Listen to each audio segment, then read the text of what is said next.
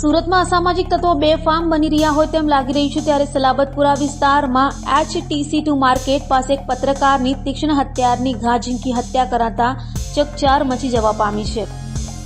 સુરતમાં ગુનેગારોને હવે કોઈનો ડર ના હોય તેમ લાગી રહ્યું છે ત્યારે સુરતના સલાબતપુરા વિસ્તારમાં HTC2 માર્કેટ પાસે હત્યાની ઘટના બની હતી। અસામાજિક તત્વોએ એક પત્રકાર ઝુબેર પર જીવલેણ હુમલો કરી તીક્ષ્ણ હથિયારના 35 થી વધુ ઘા ઝીંકી તેની હત્યા કરી નાખી હતી। બનાવની જાણ થતાં સલાબતપુરા પોલીસ સહિત ઉચ્ચ અધિકારીઓ સ્થળે દોડી ગયા હતા તો હત્યારાઓ હત્યા કરી ભાગી છૂટ્યા હતા। જ્યારે અંગત અદાવતમાં હત્યા કરાઈ હોવાનું પોલીસે પ્રાથમિક તારણ વ્યક્ત કર્યો હતો।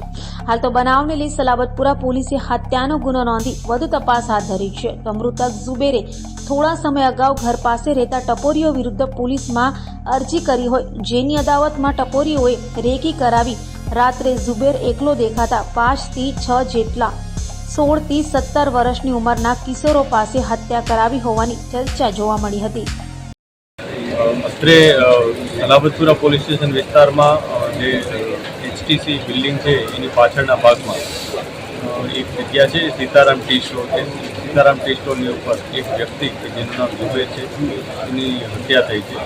એ હત્યા અનુસંધાને તરત જ એને મેડિકલ ટ્રીટમેન્ટ માટે લઈ જવામાં આવેલ હતો પરંતુ આજે ડૉક્ટર સાહેબે એને મૃત જાહેર કરેલ છે।